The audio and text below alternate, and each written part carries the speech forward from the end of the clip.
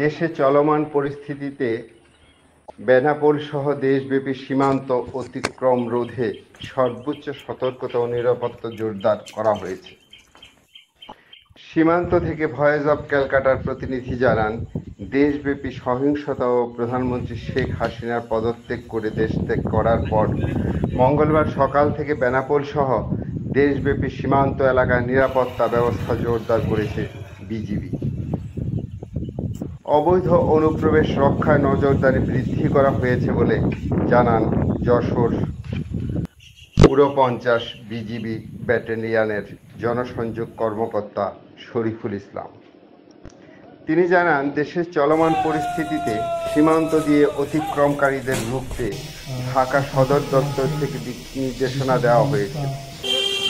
ফলে সীমান্ত এলাকায় বিজিবিকে সর্বোচ্চ সতর্ক অবস্থায় রাখা হয়েছে বলে জানান তিনি। এদিকে সীমান্ত ইমিগ্রেশন দিয়ে যাতে কোনো আওয়ামী লীগের নেতাকর্মী ভারতে পালিয়ে যেতে না পারে, সেই জন্য বিজিবি সহ সমমনা দলের নেতাকর্মীরা কঠোর অবস্থানে রয়েছে।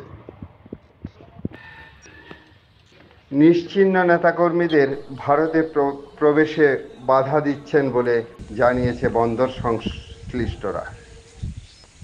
বেনাপোলের চেকপোস্টের ওসি আজহার উদ্দিন জানান, ইমিগ্রেশন দিয়ে যাত্রী যাতায়াত কম, ভারত থেকে অনেকে দেশে ফিরলেও যাচ্ছে কম বলে তিনি জানান। Voice of Calcutta, Kolkata.